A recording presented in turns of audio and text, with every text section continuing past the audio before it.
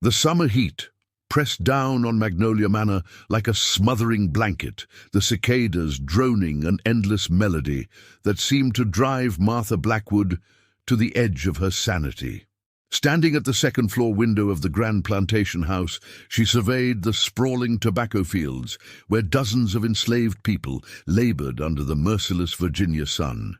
Her eyes narrowed as they found him, her husband Edward moving among the workers, his attention lingering too long on a young woman with light brown skin. Martha's fingers tightened around the porcelain teacup she held, her knuckles whitening. 7 years of marriage had taught her to recognize the signs.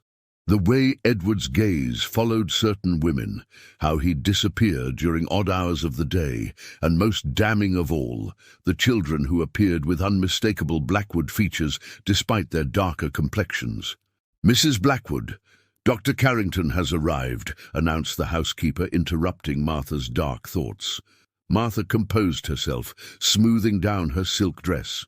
"Show him to the parlor. I'll be down momentarily." At 42, Martha was still a handsome woman, her dark hair showing only the faintest threads of silver, her posture regal as befitting the mistress of one of Richmond's most prosperous plantations. But time was not on her side. After 3 miscarriages and no living children, the Blackwood legacy hung in the balance. Dr. Carrington waited in the parlor, his medical bag resting beside him. A respected physician who catered to Richmond's elite families, he had been treating Martha for years. "Your message sounded urgent," he said after the customary pleasantries. Martha dismissed the servants with a wave. When they were alone, she spoke in a low voice. "I need to discuss a delicate matter.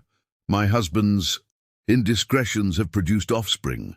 The doctor's expression remained neutral. Such situations were not uncommon among the plantations. "I've made my peace with my own barrenness," Martha continued, her voice steady despite the tremor in her hands. "But I cannot accept that Edward's legacy will die with him. These children carry Blackwood blood, however tainted." Dr. Carrington shifted uncomfortably. "Mrs. Blackwood, I'm not sure I understand what you're asking of me." Martha's gaze was unflinching. "I intend to preserve the Blackwood lineage, Doctor, through careful management of the plantation's breeding program." The doctor's face paled as comprehension dawned. "Mrs. Blackwood, what you're suggesting is entirely within my rights as the overseer of our property," she finished for him. "I simply require your medical expertise to ensure the most favorable outcomes." As Martha outlined her plan, a thunderstorm gathered on the horizon, casting the elegant parlor into premature darkness. Neither of them noticed the shadow of Edward Blackwood passing silently by the partially open door, his footsteps faltering as he caught fragments of their conversation. That evening, as lightning illuminated the plantation grounds in brief, ghostly flashes, Edward confronted his wife in the privacy of their bedroom. "What madness were you discussing with Carrington today?" he demanded, his voice tight with restrained anger. Martha turned from her vanity mirror, her expression serene. "Nothing that concerns you, husband. I'm merely taking an interest in the management of our assets." "Our assets?" Edward's laugh was brittle. "You speak of human beings, Martha." "As do you," she replied coldly, "when you're not treating them as playthings for your baser urges." The color drained from Edward's face. "You don't understand." "I understand perfectly," Martha interrupted, rising to her feet. "You've sown your seed throughout these fields, Edward. Now I intend to reap what you've planted." Outside, the storm broke with a violence that matched the tension within the manor walls, rain lashing against the windows, like the tears Martha had refused to shed for years. Neither of them could have foreseen how this night would set in motion a legacy of horror that would haunt the Blackwood name for generations to come. October brought a chill to Virginia, painting the landscape in fiery hues that matched the smoldering resentment between Martha and Edward Blackwood. Their confrontation had settled into a tense armistice, each watching the other with wary eyes. But while Edward had returned to his daily routines, Martha had begun her own clandestine project. In the seclusion of her private study, Martha meticulously recorded entries in a leather-bound ledger, its pages filled with names, dates, and clinical observations. She worked by lamplight, her shadow elongated against the wood-paneled walls as she dipped her pen into the inkwell. Eliza, age 22, third child born, August 1835. Father, Edward Blackwood, confirmed. Child exhibits Blackwood traits, green eyes, distinctive brow, potential first generation for program. Martha's neat handwriting filled page after page as she documented every child on the plantation who bore her husband's features. She'd spent weeks gathering this information, observing, questioning, and in some cases, having Dr. Carrington performed discreet examinations under the guise of routine health inspections. A knock at the door startled her. Martha quickly closed the ledger, sliding it beneath a stack of household accounts before calling, "Enter." It was Mrs. Jenkins, the housekeeper, looking troubled. "Begging your pardon, Mrs. Blackwood, but there's been an incident in the North Field. Mr. Blackwood requests your presence in his office immediately." Martha found Edward pacing before the fireplace in his study, a glass of bourbon clutched in his hand. The overseer, a brutish man named Rawlins, stood nearby. "What's happened?" Martha asked, maintaining her composure despite the tension in the room. "Tell her," Edward commanded Rawlins, without looking at his wife. Rawlins cleared his throat. "One of the house girls, Sarah, was found going through your private study, ma'am. When confronted, she claimed she was cleaning, but your personal papers were disturbed." Martha's blood ran cold. Sarah was one of the women she had identified in her ledger, the mother of a 5-year-old boy with Edward's distinctive green eyes. "Where is she now?" Martha asked, her voice betraying nothing of her internal alarm. "In the storage shed, ma'am, awaiting punishment," Rawlins replied. Edward dismissed the overseer with a nod before turning to Martha. "Would you care to explain what Sarah might have been looking for? What papers of yours would be of such interest to a house slave?" Martha met her husband's suspicious gaze with practiced indifference. "How should I know the mind of a thief? Perhaps she was hoping to find valuables or money." "Or perhaps," Edward said slowly, swirling the amber liquid in his glass, "she was looking for information, about her son, maybe.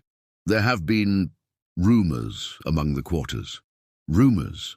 Martha arched an eyebrow. "That you've been taking a special interest in certain children, having them examined by Dr. Carrington, recording their measurements and features." Edward set down his glass with deliberate care. "Some of the mothers are frightened, Martha. They believe you intend to sell their children." Martha laughed, the sound brittle in the tense room. "How absurd. I would never sell valuable property without consulting you first, husband." "Then what are you planning?"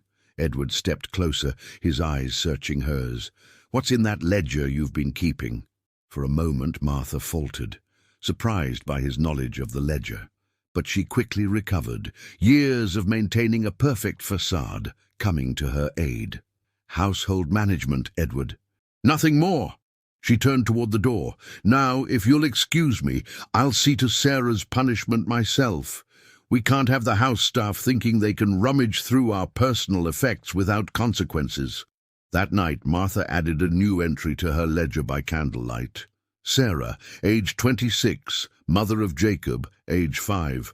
Compromised security of program, removed from house duties. Child remains viable for second phase breeding when of age. As she blew out the candle, Martha did not notice the figure watching from the garden below her window. Sarah's older sister, Naomi, who had seen enough to understand that something terrible was taking shape within the walls of Magnolia Manor. Dr. Thomas Carrington had always prided himself on his ethical standards. Even in a society that condoned slavery, he believed in treating all patients with dignity. But Martha Blackwood's proposal had placed him in an impossible position. The November rain drummed against the windows of his Richmond office as he reviewed his correspondence. Among the letters was a note from Edward Blackwood requesting a private meeting, unusual, as it was always Martha who arranged his visits to the plantation. That evening, Edward arrived at the doctor's home, water streaming from his greatcoat as the housemaid showed him to Carrington's study. "Forgive the late hour," Edward said, declining the offered brandy. "But I needed to speak with you away from the plantation, away from my wife's ears." Carrington gestured to an armchair. "Of course. What concerns you, Mr. Blackwood?" Edward's face was haggard in the firelight. "It's Martha. Her behavior has become disturbing. The slaves are terrified of her. She's segregated certain individuals, mostly women and children, into separate quarters, restricting their movements and interactions. Perhaps she's reorganizing the household staff," Carrington suggested cautiously. "It's more than that." Edward leaned forward. "She's keeping records, Thomas, detailed notes on physical characteristics, bloodlines. I've seen pages from her ledger. She's tracking which children share my features." Carrington felt a chill that had nothing to do with the weather. "Mr. Blackwood, You know something," Edward interrupted, his eyes narrowing. "What has she told you?" The doctor hesitated, bound by professional confidentiality, yet disturbed by what he had become part of. "I can only say that Mrs. Blackwood has consulted me on certain breeding matters. She framed it as animal husbandry at first, but her questions became increasingly focused on human heredity." Edward's face drained of color. "She intends to breed them, doesn't she? The children who share my blood. She's planning some kind of controlled lineage." The silence between them confirmed his fears. Finally, Carrington spoke, choosing his words carefully. "Your wife believes she's preserving the Blackwood legacy. In her mind, this is a rational solution to your lack of legitimate heirs." "It's monstrous," Edward whispered. "Those are my children, Thomas. Whatever the circumstances of their birth, they're my flesh and blood. What will you do?" Edward stood, pacing before the fire. "I've made inquiries about legally freeing several families. The paperwork is being prepared discreetly in Richmond. Once it's complete, I'll arrange their passage north." "Martha will never allow it," Carrington warned. "Martha doesn't need to know until it's done." Edward's voice hardened. "I've been weak, Thomas. I've committed sins I can never atone for. But I cannot allow my children to become part of whatever twisted experiment my wife is planning." As Edward prepared to leave, Carrington was struck by the man's transformation. The carefree plantation owner, who had indulged his appetites without thought to consequences, now bore the weight of responsibility in the lines of his face. "Be careful, Edward," the doctor cautioned. "Martha is determined." "So am I," Edward replied grimly. "I'll return to the plantation tomorrow. I need you to come the following day. Make some excuse about checking on the pregnant women. While you're there, you can help me identify which children I need to include in the manumission documents." After Edward departed, Carrington sat alone by the dying fire, contemplating the moral quagmire he found himself in. As a physician, he had taken an oath to do no harm, yet he had allowed himself to become entangled in Martha Blackwood's disturbing plans. He reached for a sheet of paper and began to write, documenting everything Martha had discussed with him. If something happened to him or to Edward, there would be a record of the horror brewing at Magnolia Manor. Sealing the letter, he addressed it to a colleague in Philadelphia who was known for his abolitionist sympathies. This testimony would be his insurance, and perhaps his redemption. Life in the slave quarters of Magnolia Manor had always been harsh, but a new kind of fear now permeated the cluster of rough-hewn cabins. Women clutched their children closer, hushed conversations ceased when overseers approached, and eyes constantly scanned the main house for signs of Martha Blackwood's tall figure. Naomi, at 34, was one of the eldest among the house servants. Her position as the head laundress afforded her slightly more freedom of movement than most, allowing her to serve as a conduit of information between the house and the field quarters. In the pre-dawn darkness of a December morning, Naomi slipped into her sister Sarah's cabin. Since being caught in Martha's study, Sarah had been reassigned to the fields, a harsh punishment for someone who had worked indoors her entire life. Sarah sat on her pallet, her face gaunt, fingers raw from cotton picking. Her son Jacob slept in the corner, his small body curled beneath a thin blanket. "You shouldn't be here," Sarah whispered.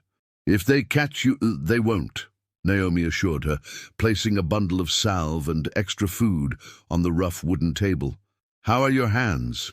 Sarah flexed her bleeding fingers. "I'll manage. Have you learned anything more?" Naomi nodded, her voice dropping even lower. "I overheard the mistress with Dr. Carrington yesterday. They were in the study looking at her book, that ledger you found. She's making lists, Sarah, lists of all the children who look like the master." Sarah's eyes darted to her sleeping son, whose green eyes and distinctive features marked him unmistakably as Edward Blackwood's child. "What does she want with them?" "She's planning something she calls controlled lineage," Naomi explained, the unfamiliar terms awkward on her tongue. "From what I could gather, she intends to breed the children when they're older, keep the Blackwood blood, but bound to slavery." Sarah pressed her hand to her mouth, stifling a cry. "Jacob is only 5. She can't—" "Not now," Naomi said quickly. "Years from now, but she's already separated the ones she's marked. Haven't you noticed how they've rearranged the field crews? How certain children are being kept apart, given different work?" It was true. In recent weeks, Martha had ordered a reorganization of the plantation's labor, creating new work groups that seemed arbitrary, but to those paying attention followed a pattern, one that kept Edward's children clustered together, yet separated from others their age. "There's more," Naomi continued.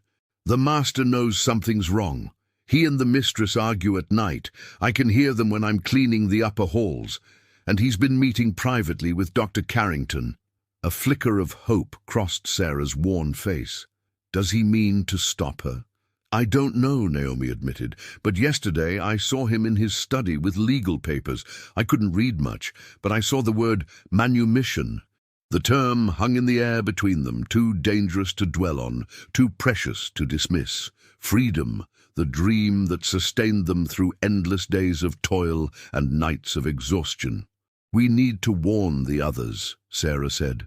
"If the mistress discovers what the master is planning—" "I've already spoken to Isaiah," Naomi replied, referring to the elder who was respected as a leader among the enslaved community. "He's spreading the word carefully.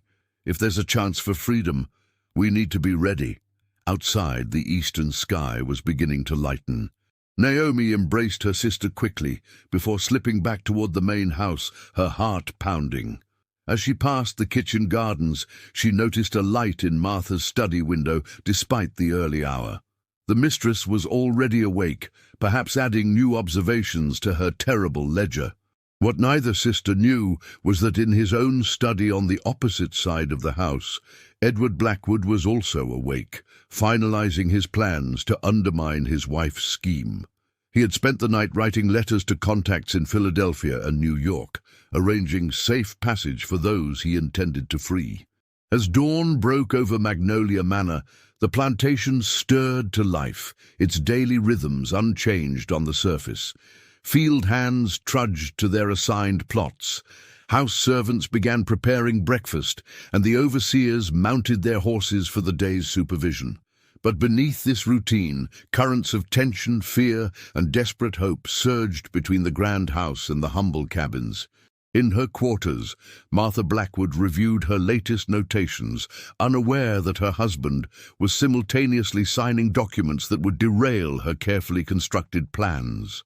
And in the slave cabins, whispered conversations spread from family to family, carrying both warning and possibility. Change was coming to Magnolia Manor, but whether it would bring liberation or further horror remained to be seen. Christmas approached, bringing with it the tradition of the winter feast at Magnolia Manor. Each year, the Blackwoods hosted Richmond's elite for an elaborate celebration, a display of wealth and social standing that Martha orchestrated with meticulous attention to detail. This year, however, the preparations were overshadowed by the silent war between husband and wife. Martha supervised the cleaning, decorating, and cooking with even more rigorous standards than usual, driving the house servants to exhaustion. Edward, meanwhile, had become increasingly absent, making frequent trips to Richmond that he explained away as business matters. 3 days before Christmas, Martha summoned Isaiah, the grey-haired man who served as butler, to her study.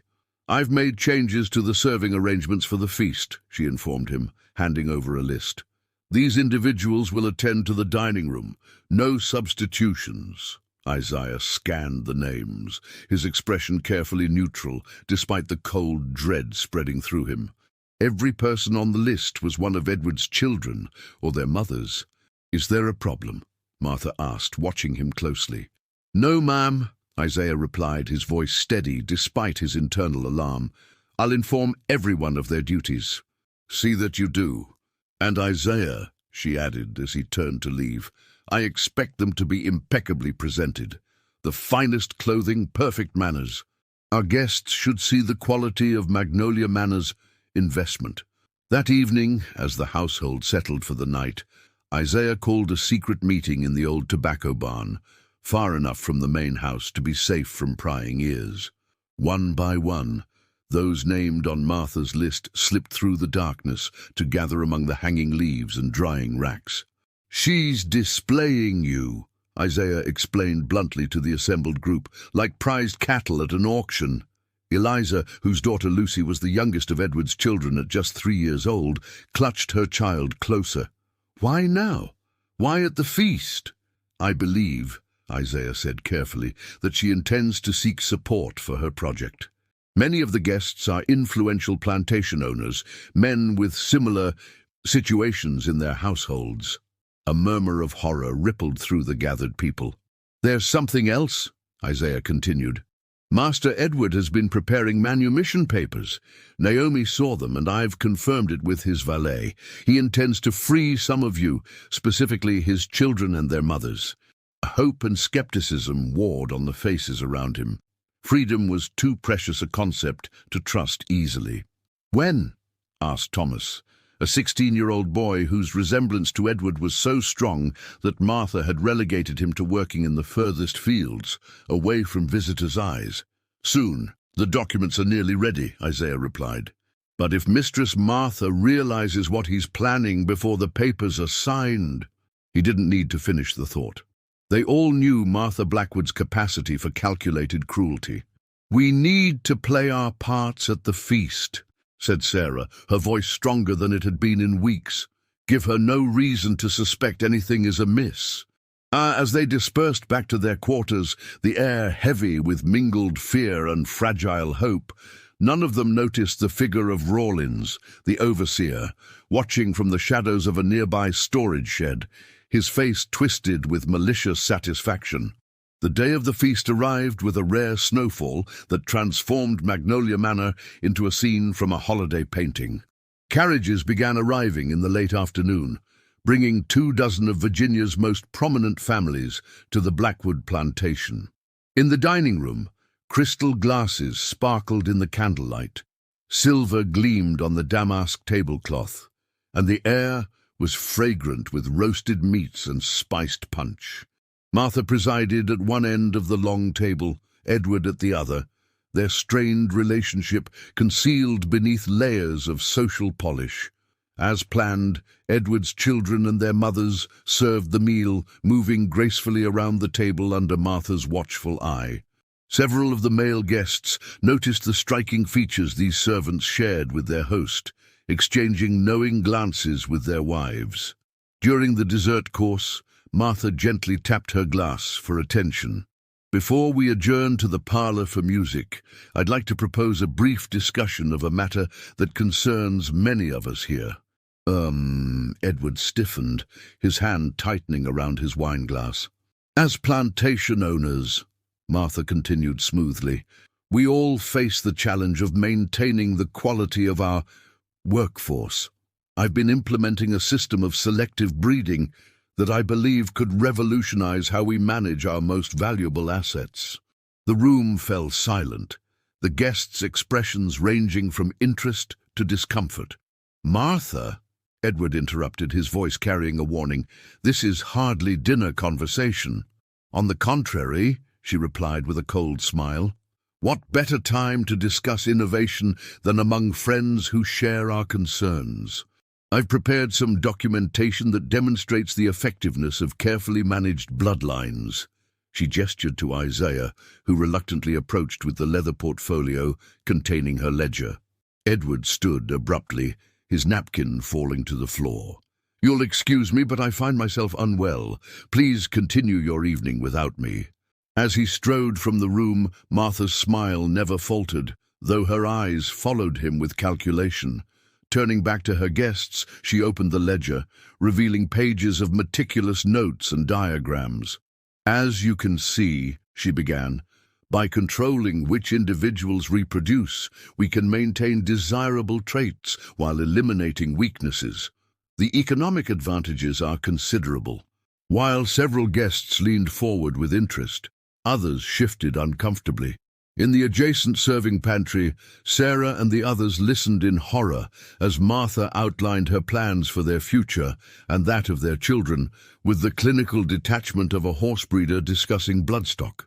Upstairs, unnoticed amid the dinner conversation, Edward Blackwood was frantically gathering papers from his study safe. The manumission documents, travel arrangements, and letters of introduction that represented salvation for those he had wronged for so long. His face was ashen as he worked, aware that Martha's dinner presentation had accelerated his timeline. As the evening progressed, Martha's proposal generated both support and resistance among her guests, but she had achieved her goal, planting the seed of her idea among Virginia's influential families. By the time the last carriage departed near midnight, she was confident that her breeding program would find backers and imitators. What she didn't know was that in his study, Edward had finalized his plans for a mass escape scheduled for the following night, December 23rd, when the plantation would be minimally staffed due to holiday preparations. If all went as planned, by Christmas morning 27 people would be on their way north to freedom, leaving Martha's carefully documented bloodlines in disarray. But as Magnolia Manor settled into the quiet of the winter night, Overseer Rawlins was making his way through the snow to Martha's private entrance, eager to exchange what he had overheard in the tobacco barn for the mistress's favor. The chess pieces were in motion, with lives hanging in the balance of this deadly game between husband and wife. The morning of December 23rd dawned clear and cold, the Virginia landscape transformed by the previous day's snowfall. Inside Magnolia Manor, the atmosphere was charged with tension as Martha Blackwood summoned her husband to the conservatory, a room she rarely used in winter, but one that offered both privacy and a clear view of the plantation grounds.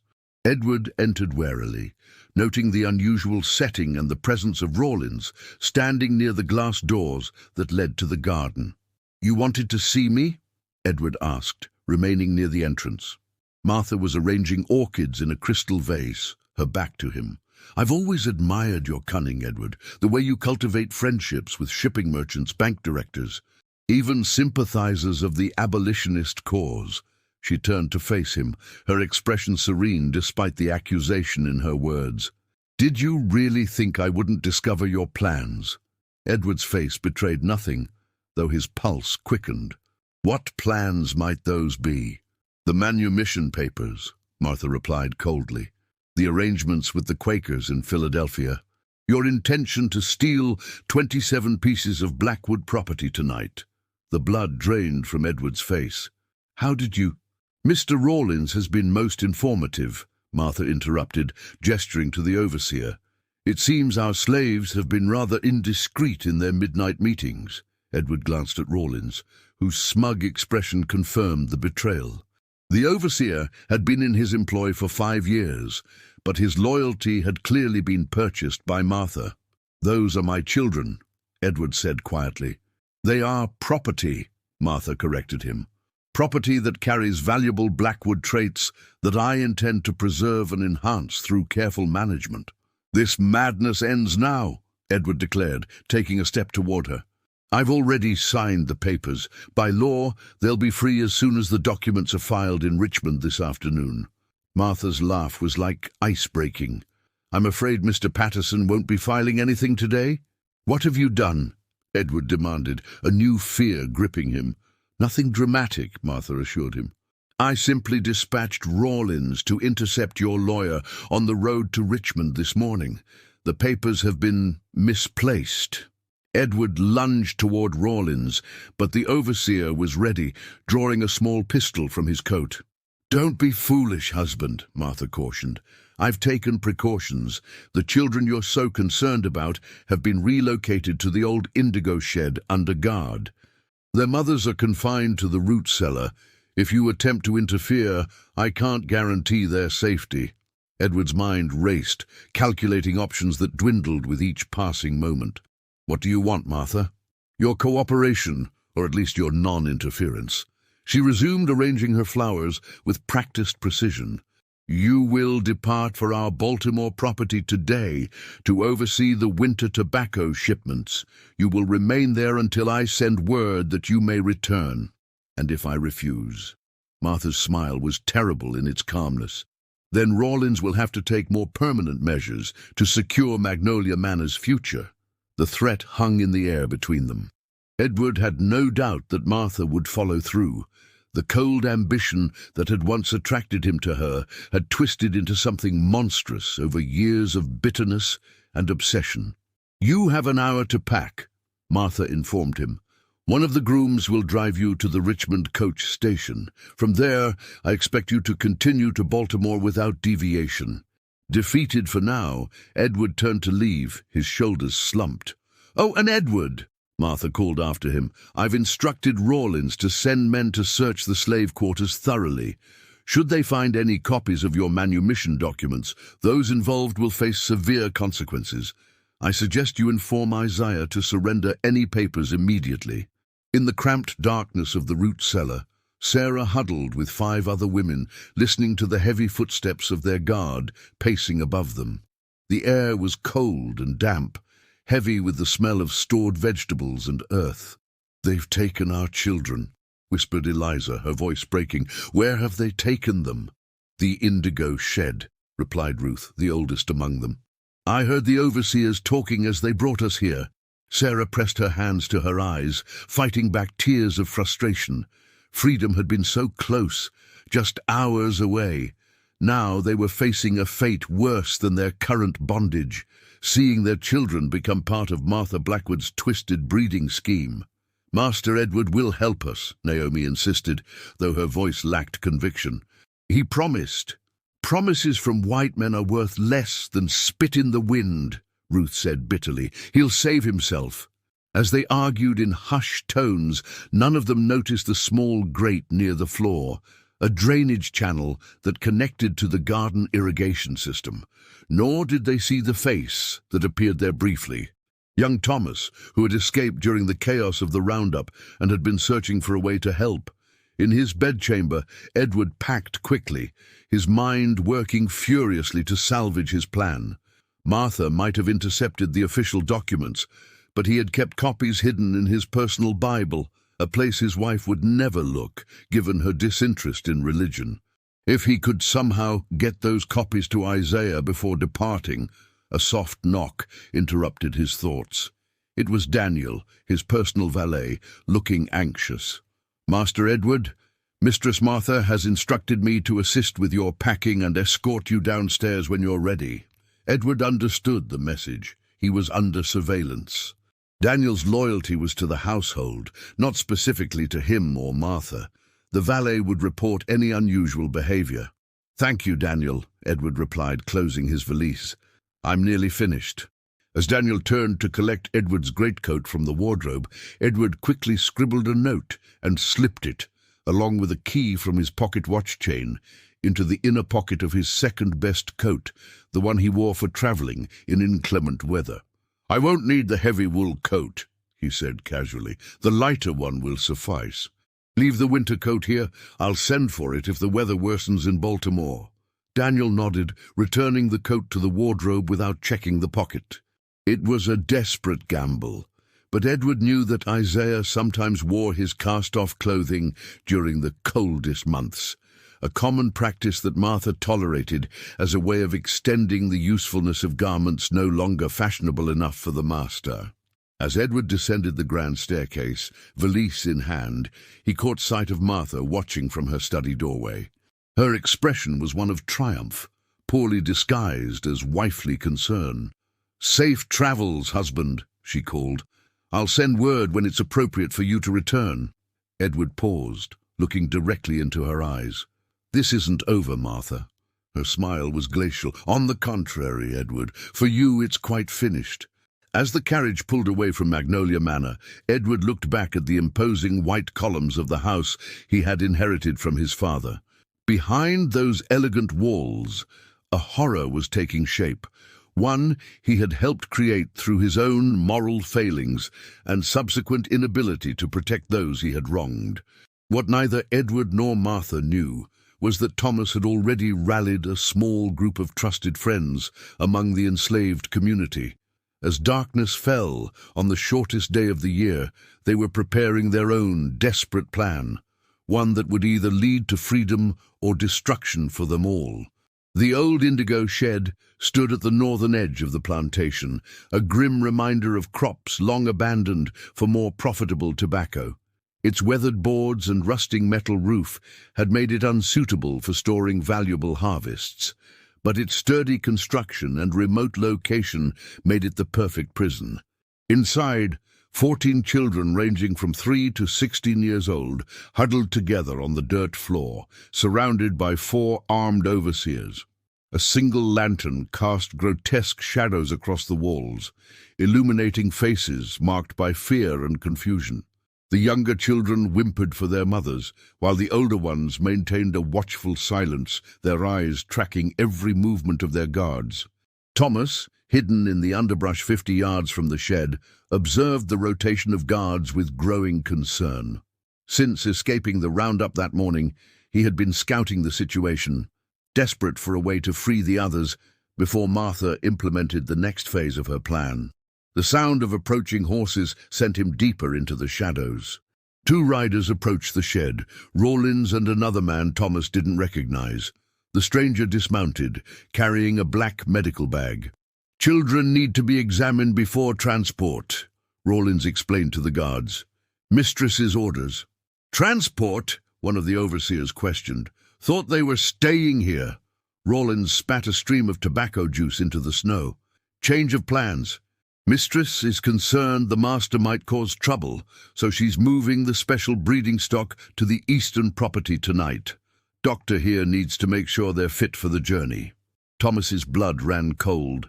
The eastern property was Blackwood's most remote holding, a small tobacco farm near the Chesapeake Bay. If the children were taken there, any hope of rescue would vanish. As the doctor entered the shed, Thomas retreated through the woods toward the slave quarters. Time was running out.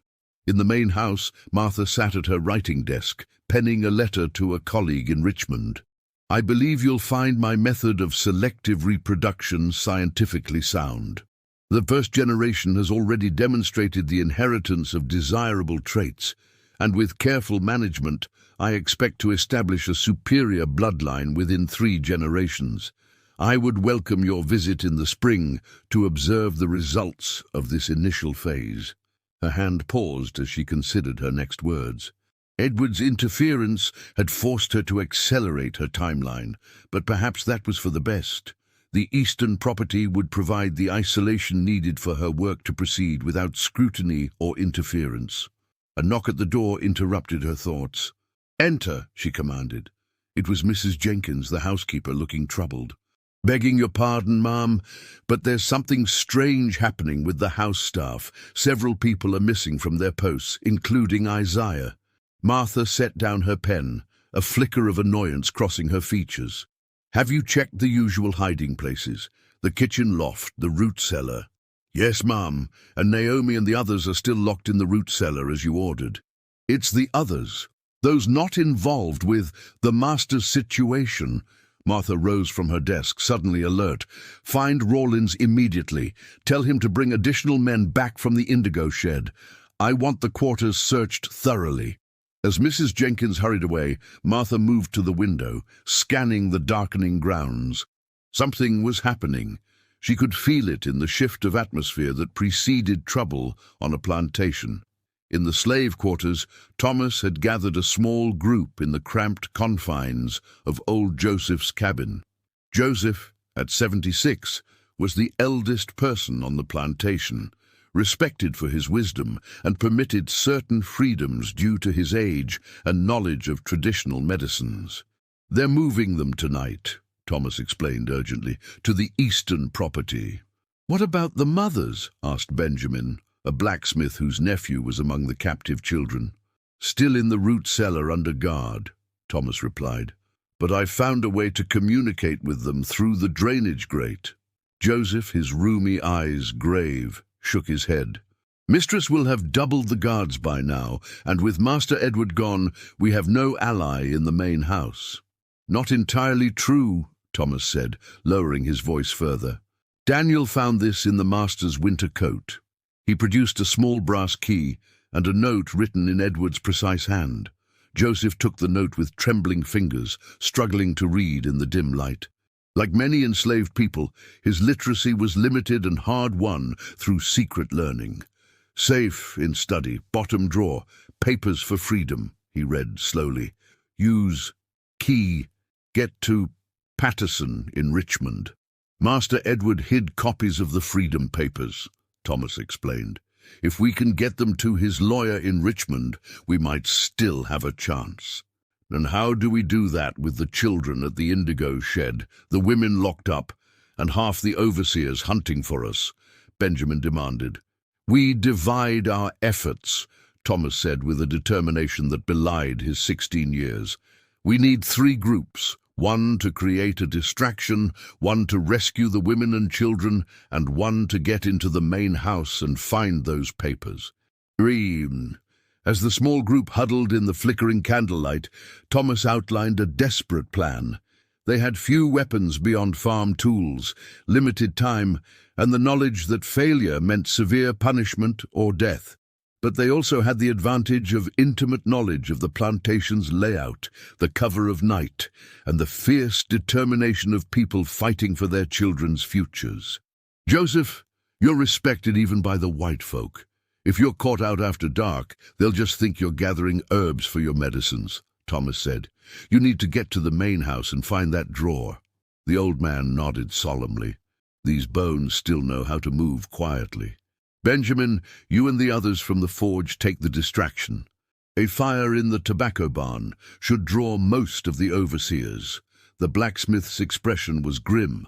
"Fire's dangerous business, could spread to the quarters." "Not if we control it," Thomas insisted. "Just enough smoke and flames to create chaos without destroying our own homes." And as they finalized their plans, dividing tasks and synchronizing timing, none of them harbored illusions about the risks. But with Martha Blackwood planning to transport the children that very night, waiting for a better opportunity wasn't an option. Outside Joseph's cabin, the winter night had settled fully over Magnolia Manor. In the big house, lamps burned in Martha's study as she reviewed her ledger one final time before the transfer. In the indigo shed, the doctor completed his examinations while the children huddled together in fear. And in the root cellar, the imprisoned mothers listened to Sarah whisper Thomas's message through the drainage grate, hope rekindling in their hearts. As the plantation clock struck 9, the conspirators moved into position, their breath visible in the cold night air. The next hour would determine not just their own fates, but the future of generations to come, whether they would live in freedom or become subjects in Martha Blackwood's monstrous experiment in human breeding. The tobacco barn erupted in flames just before 10 o'clock, the fire catching quickly among the dried leaves hanging from the rafters. Benjamin and 3 other men from the forge had worked with calculated precision, setting small, controlled blazes that created maximum smoke with minimal risk of spreading to nearby structures. The effect was immediate. The night watch spotted the glow and rang the plantation bell in frantic peals that cut through the cold December air. Overseers and field hands alike rushed toward the burning building, forming a bucket line from the nearest well. From her study window, Martha watched the commotion with narrowed eyes. The timing was too convenient. A fire on the same night she planned to move her special project to the eastern property. She reached for the bell pull to summon Mrs. Jenkins. "Send word to Rawlins," she ordered when the housekeeper appeared. "Tell him to maintain his position at the indigo shed no matter what happens, and double the guard on the root cellar." As Mrs. Jenkins hurried away, Martha moved to her desk and unlocked the bottom drawer, removing a small pistol. She checked that it was loaded before slipping it into the pocket of her dress. Years of managing the plantation had taught her to be prepared for trouble, and tonight her instincts screamed that this fire was merely a diversion. Outside, the organized chaos of firefighting efforts consumed the attention of most of the plantation's white staff. In the shadows between buildings, Thomas led a small group toward the root cellar, moving in short dashes from one hiding place to another. The root cellar was built into a small hillock behind the kitchen gardens, its heavy wooden doors secured with an iron padlock. Two overseers stood guard, their attention now split between their duty and the dramatic scene at the burning barn. "Ready?" Thomas whispered to the three men with him. Each nodded, gripping improvised weapons. A kitchen knife, a heavy wrench from the forge, a sharpened gardening tool. Thomas stepped into the open, stumbling as if drunk. "Help! Fire's spreading to the stables! Animals are trapped!" The guards exchanged glances. "Rawlins said not to leave our post," one said uncertainly. "The mistress's prize stallion is in there," Thomas shouted, his voice cracking with manufactured panic. "Worth more than all of us put together." That decided them. "You," the senior guard pointed at his companion, "stay here. I'll check on the horses." As soon as the first guard disappeared around the corner of the kitchen, Thomas and his companions rushed the remaining overseer. The attack was swift and silent, a blow to the head with the wrench, and the man crumpled to the ground, unconscious but alive. Thomas seized the ring of keys from the overseer's belt and fumbled with the padlock. Inside the cellar, the women heard the commotion and pressed against the doors, ready to push outward the moment the lock gave way. When the heavy doors finally swung open, Sarah was the first to emerge, embracing Thomas briefly before asking, "Where are the children?" "Still at the indigo shed," he replied grimly. "Benjamin's creating the distraction, but we need to move quickly. Where's Naomi?" "Here." Naomi stepped forward, her face resolute. "What's the plan?" As Thomas explained the next phase, a coordinated assault on the indigo shed, while Joseph attempted to retrieve the manumission papers from the main house, Martha Blackwood was already one step ahead of them. Having deduced that the fire was a diversion, she dispatched Rawlins and 3 armed men to escort the children to the waiting wagon hidden in the grove beyond the indigo shed. Another group of overseers was ordered to sweep the slave quarters, where they would discover the absence of key individuals and raise the alarm. In the stillness of the main house, now emptied of all but a few house servants, old Joseph moved like a shadow through the servants' corridors. His age had slowed his body, but sharpened his cunning. He knew which floorboards creaked, which doors hinged silently, and which passages offered the most concealment. Reaching the study door, he paused, listening for any movement inside. Hearing nothing, he eased the door open and slipped inside, the brass key clutched in his gnarled hand. The study was dark, save for the glow of the banked fire and the distant reflection of the barn blaze through the windows. Joseph moved to the desk, finding the bottom drawer by touch. The key fitted perfectly, and the drawer slid open with a soft scrape. Inside, his fingers found a leather portfolio.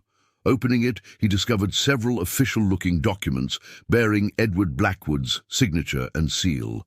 These were the copies of the manumission papers, the path to freedom for 27 souls. As Joseph carefully secured the papers inside his tattered coat, a soft click froze him in place. The unmistakable sound of a pistol being cocked. "I suspected someone might come for those." Martha's voice came from the shadows near the door. though I expected someone younger, with quicker hands. Joseph straightened slowly, turning to face her. In the dim light, Martha's figure was a darker silhouette against the shadows, the pistol a small extension of her hand. "Mistress," he acknowledged, his voice betraying no fear. "Put the papers on the desk, Joseph," she commanded. "Do it slowly." Instead, the old man took a step toward her. "These children deserve their freedom, mistress. They're people, not livestock for your breeding schemes." "They are property," Martha replied coldly. "Property that represents the future of this plantation, of the Blackwood legacy." "A legacy of horror," Joseph countered, taking another step. "Is that what you want to be remembered for?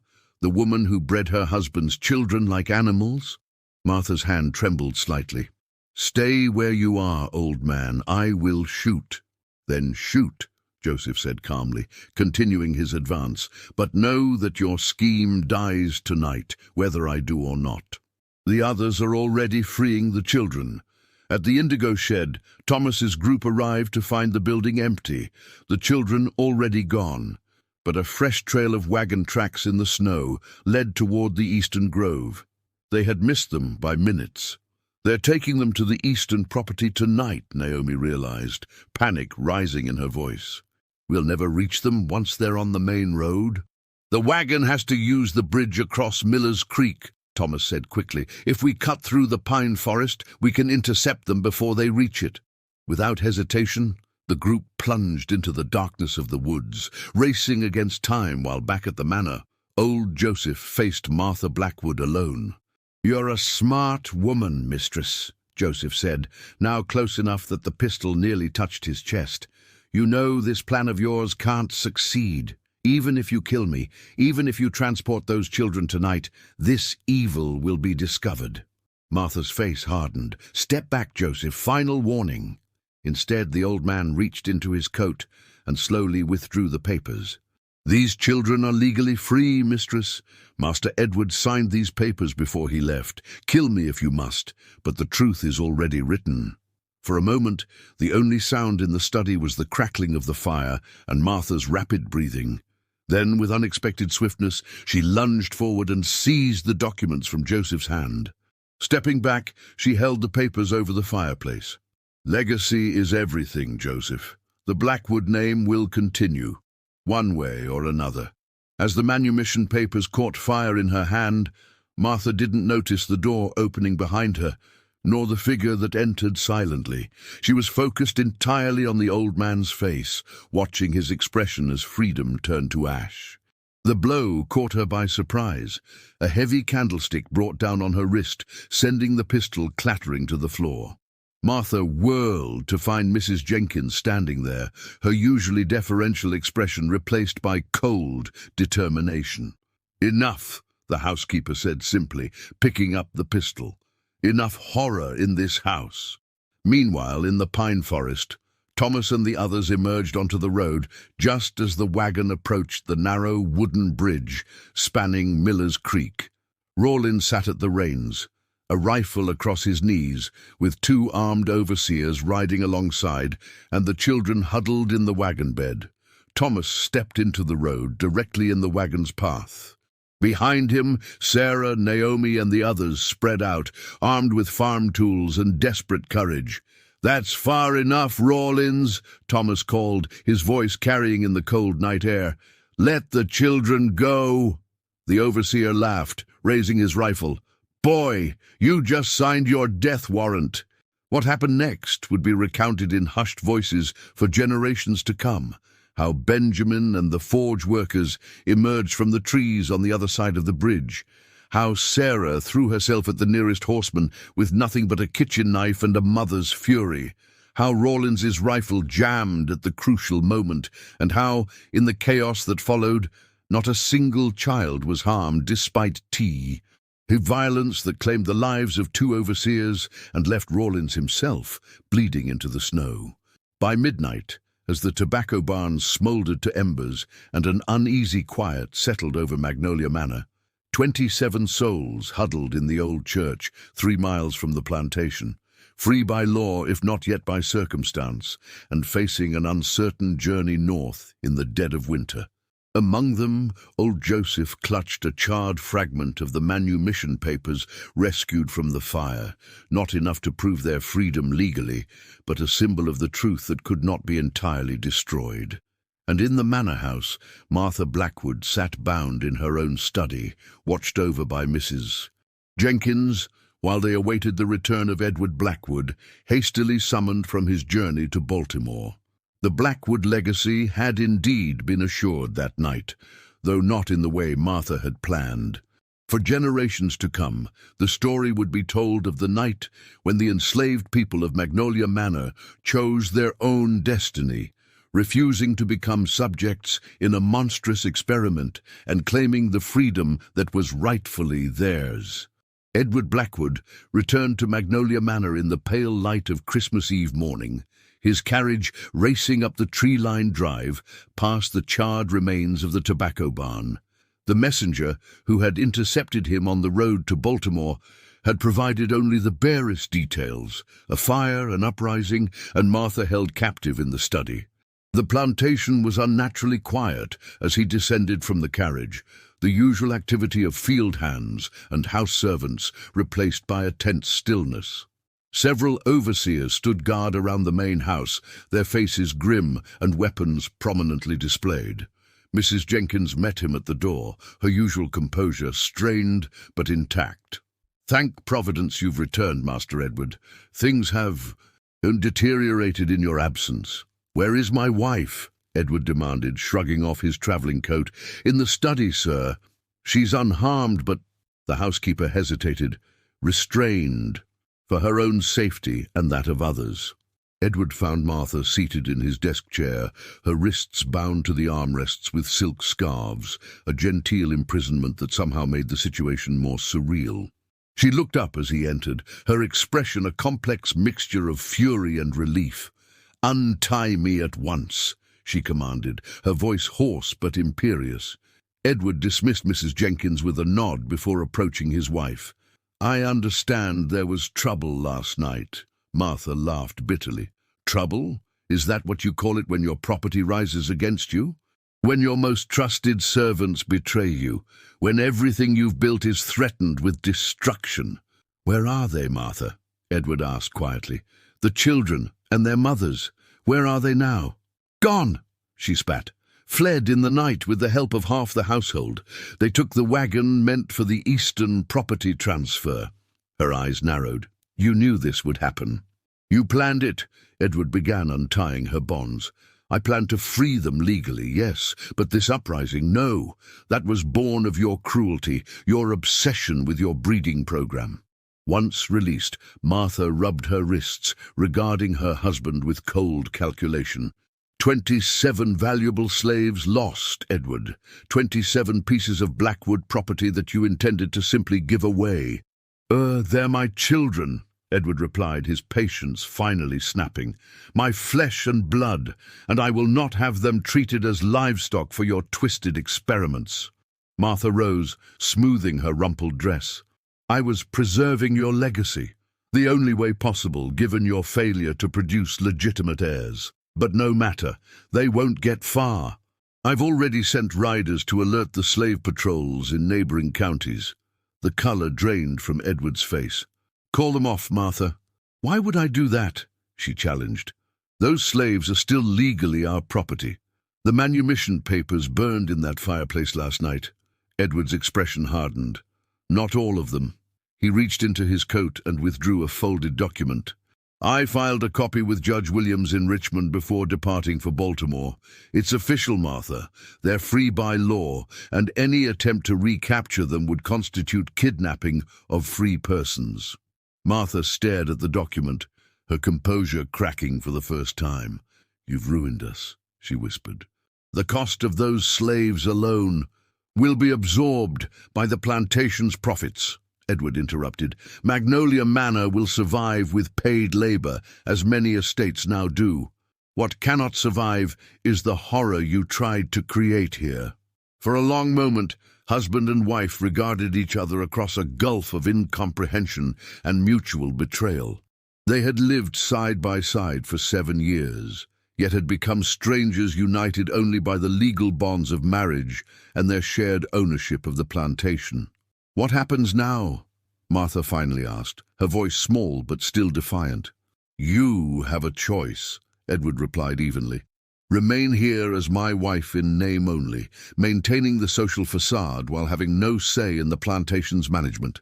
Or retire to your sister's home in Boston with a generous allowance, never to return to Virginia." The second option was effectively exile, removal from the society and position Martha had cultivated so carefully, yet it offered independence from a marriage that had become nothing but a prison of mutual resentment. "And if I choose to stay?" she asked. "What's to prevent me from resuming my work when your attention wanders again?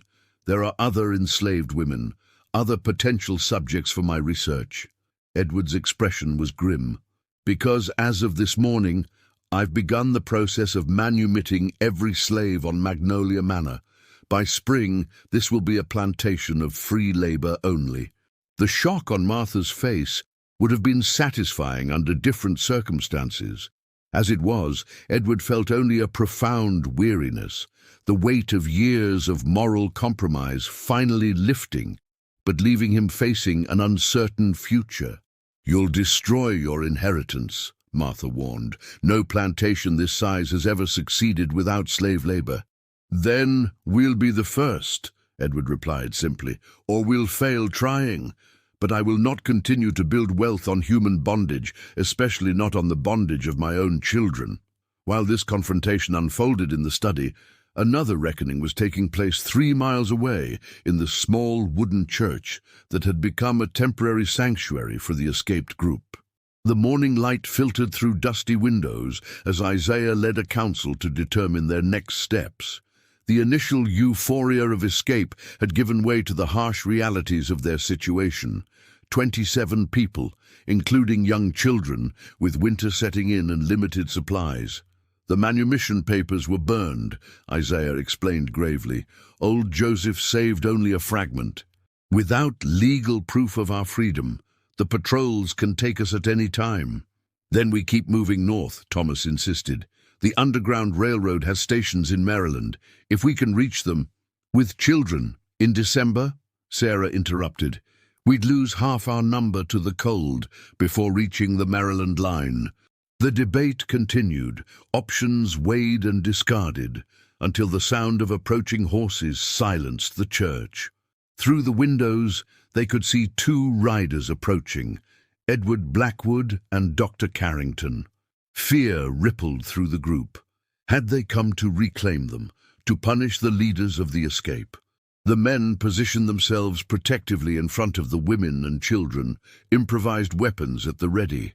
When Edward entered the church alone, leaving Dr. Carrington with the horses, he faced a wall of hostile faces, people who had every reason to distrust his intentions. "I've come in peace," he announced, holding up empty hands, "and with news. You are legally free, all of you. I filed the manumission papers in Richmond before leaving for Baltimore." Disbelief and cautious hope mingled in the expressions that greeted this statement. Isaiah stepped forward, still wary. "Prove it," he challenged. Edward removed a document from inside his coat, the same one he had shown Martha. "This is the receipt from the Richmond courthouse, dated December 22nd. Judge Williams has the papers on record.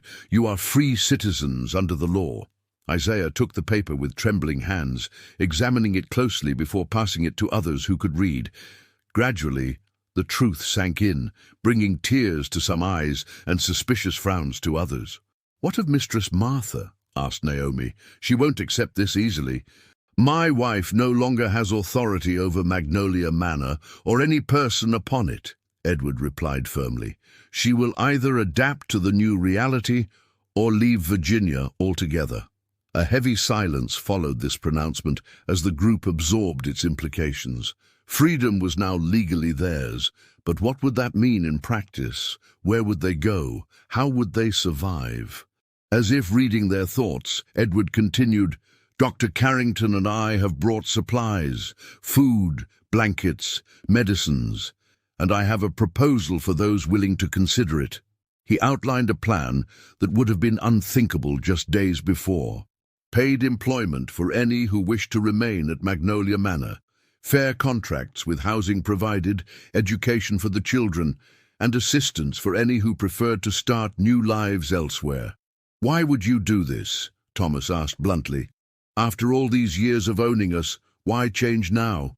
Edward's gaze moved across the faces before him, lingering on those who shared his features, his children, whom he had failed so profoundly for so long. "Because I finally understand what my father never taught me," he said quietly, "that a true legacy isn't built on ownership of others, but on justice. It's too late to undo the wrongs of the past, but not too late to chart a different course for the future." The skepticism that met his words was earned and expected. Trust would come slowly, if at all. But as Christmas Eve gave way to Christmas Day, a fragile peace settled over both the church and Magnolia Manor, a peace built not on forgotten wrongs, but on the first tentative steps toward atonement. In the manor house, Martha Blackwood packed her trunks for Boston, her breeding ledger conspicuously absent from her belongings. Edward had burned it in the study fireplace, page by page, while she watched in silent fury. Her scientific ambitions had crumbled to ash, just as the manumission papers had the night before, but with one crucial difference. While freedom could be reclaimed and re-established, her dark vision for the Blackwood bloodline had been extinguished permanently. Or so they all believed, as the year 1837 drew to its close on the snow-covered fields of Virginia. Richmond, Virginia, April 1888. Professor James Harrington adjusted his spectacles as he examined the fragile journal pages spread carefully across his desk at Richmond College. The leather-bound volume had been discovered during renovations of an old estate outside the city, hidden in a compartment beneath the floorboards of what had once been the mistress's study. "Extraordinary," he murmured, making notes as he progressed through the meticulously documented entries. "Simply extraordinary." A knock at his office door interrupted his concentration. "Come in," he called, not looking up from the manuscript. Dr. Elizabeth Blackwood entered, her presence commanding despite her youth. At 32, she was the first female physician to practice in Richmond, her credentials from the Women's Medical College of Pennsylvania earning her reluctant respect from even the most traditional members of the medical community. "You asked to see me, Professor?" Her voice was crisp, professional. Harrington looked up, momentarily startled by her appearance. Every time he saw Dr. Blackwood, he was struck by the intensity of her green eyes, a distinctive shade that had marked the Blackwood family for generations. "Yes, thank you for coming, Doctor." He gestured to a chair. "I've come across something I believe will be of personal interest to you." Elizabeth sat with the precise posture that characterized her movements, her medical bag placed neatly beside her chair. "Another historical curiosity related to my family name. Richmond has no shortage of those." "This is different," Harrington replied, turning the journal so she could see it. "This appears to be a scientific record kept by Martha Blackwood, your great-grandfather Edward's first wife." Elizabeth's expression remained neutral, but her fingers tensed slightly on the arm of her chair. The history of Martha Blackwood was not discussed in polite Richmond society, though whispers had persisted for decades about the woman's eccentricities and eventual exile to Boston. "What sort of scientific record?" Elizabeth asked cautiously. "A breeding program," Harrington said bluntly, watching her reaction. "A systematic attempt to preserve and enhance the Blackwood bloodline through controlled reproduction among the enslaved people of Magnolia Manor, specifically those fathered by Edward Blackwood himself." The color drained from Elizabeth's face, but her composure never wavered. "May I?" she asked, reaching for the journal. For the next hour, Elizabeth read in silence, occasionally asking to see specific pages again or requesting clarification on Martha's more cryptic notations. Harrington watched, fascinated by her clinical detachment in the face of such disturbing family history. Finally, Elizabeth closed the journal and met Harrington's gaze directly. "Why show this to me? What purpose does it serve to resurrect this particular horror from our past?" Harrington leaned forward. "Because, Doctor, I believe you may be the key to understanding its legacy." He opened a folder containing a series of genealogical charts he had compiled over weeks of research. After the Christmas Eve uprising of 1837, Edward Blackwood began the process of manumitting all enslaved people at Magnolia Manor. Many stayed on as paid laborers, including several of his children by enslaved women. Elizabeth nodded. This much was known, though rarely acknowledged by the white branches of the Blackwood family. "What's less known," Harrington continued, "is what became of Martha Blackwood after she relocated to Boston. She never remarried, but she continued her scientific pursuits, becoming involved in the early eugenics movement. She corresponded with scientists across Europe who shared her interests in heredity and selective breeding." "That's hardly surprising," Elizabeth commented. "But what relevance does it have today? Slavery is long abolished." "The relevance, Doctor, lies in the continuation of her work through other means." Harrington pointed to a section of his charts. After Edward Blackwood died in 1845, several of his mixed-race children and their descendants experienced unusual patterns of marriage, relocation, and employment, patterns that suggest external influence and direction. Elizabeth stiffened. "Are you suggesting that Martha Blackwood continued to manipulate my family's lineage even after losing legal control of the plantation?" "I'm suggesting that Martha found other ways to pursue her obsession," Harrington clarified, "through financial incentives, educational opportunities strategically offered to certain individuals, and social engineering that guided who married whom across multiple generations." Elizabeth stood abruptly, pacing the small office. "This is speculation, Professor. Interesting historical detective work, perhaps, but ultimately unprovable." "Is it?" Harrington asked quietly. "Your own educational path seems remarkably aligned with Martha's documented interest in medical heredity. The scholarship that sent you to Pennsylvania, established by an anonymous Boston donor with connections to the Blackwood estate. The research fellowship that focused your studies on hereditary traits in isolated populations." Elizabeth froze, her back to Harrington. "What exactly are you implying?" "I'm not implying anything, Doctor. I'm observing patterns, just as Martha did." He tapped the journal. "The final entry in this record is dated 1857, 20 years after the events at Magnolia Manor.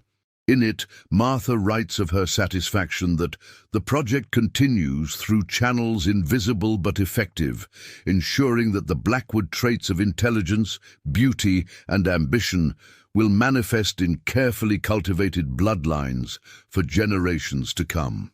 Elizabeth turned slowly, her remarkable green eyes, Edward Blackwood's eyes, meeting Harrington's. "You believe I'm a product of this cultivation?" "I believe you deserve to know the possibility," Harrington replied, "particularly in light of your own research interests and your recent engagement to Dr. William Cavendish, whose family tree intersects with the Blackwood lineage in ways that seem statistically improbable." The silence that followed was heavy with implication. Outside the window, spring had transformed the Richmond College campus into a tableau of renewal and growth, oblivious to the dark history being exhumed within the professor's office. "What do you intend to do with this information?" Elizabeth finally asked, her voice steady despite the shock evident in her pallor. Harrington closed the journal carefully. "That depends partly on you, Doctor. This material could form the basis for a significant historical study on the long-term social impacts of slavery and the pseudoscientific movements it spawned. Or it could remain private, a family matter for the Blackwoods to address as they see fit." Elizabeth reclaimed her seat, her mind clearly racing behind her composed exterior.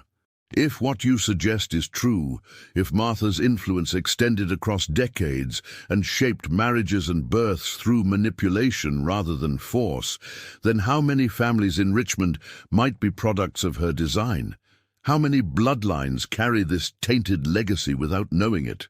That's the larger question that haunts me, Harrington admitted. Martha Blackwood may have been unusually methodical in documenting her intentions, but she was hardly alone in her beliefs.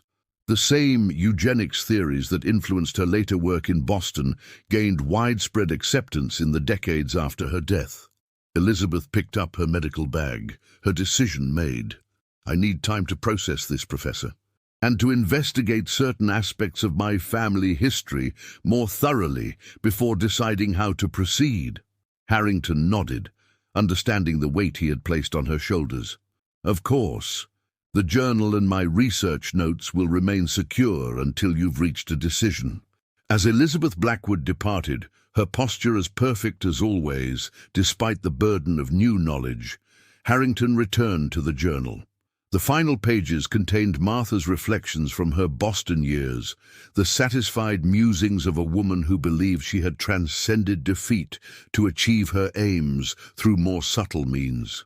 The last entry, written in a shakier hand than the precise script of earlier years, sent a chill through the professor despite the warm April afternoon. Edward believed he had ended my work that Christmas night in 1837, but he merely forced its evolution. What was once accomplished through ownership is now achieved through influence. What was once controlled through force is now directed through opportunity, strategically provided or withheld. The Blackwood legacy flows through veins, both recognized and unacknowledged, its qualities emerging in each generation exactly as I designed. My body fails, but my vision extends beyond my lifetime, a scientific achievement none will recognize, but all will unwittingly perpetuate. In this way, I have bred immortality from mortality, order from chaos, and destiny from chance. In the growing shadows of his office, Professor Harrington contemplated the echoes of Martha Blackwood's ambition reverberating through time, touching lives, shaping families, and influencing the very fabric of Richmond society in ways both visible and invisible. The horror of her vision lay not in its cruelty alone, but in its patient persistence, reaching across decades to touch even those who believed themselves free from the past's darkest chapters. Outside his window, Dr. Elizabeth Blackwood crossed the campus. Her distinctive green eyes, Edward's eyes, focused on a future suddenly more complicated than she had ever imagined.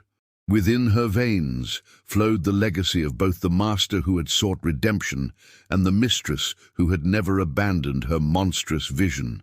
Which inheritance would shape her choices in the days to come remained to be seen, the final chapter in a story that had begun on a Virginia plantation 50 years before her birth. The Lady of Richmond's legacy continued, hidden in plain sight among the respected families of the New South, a secret lineage bred from the shadows of slavery and sustained by the power of influence long after the institution itself had crumbled to dust.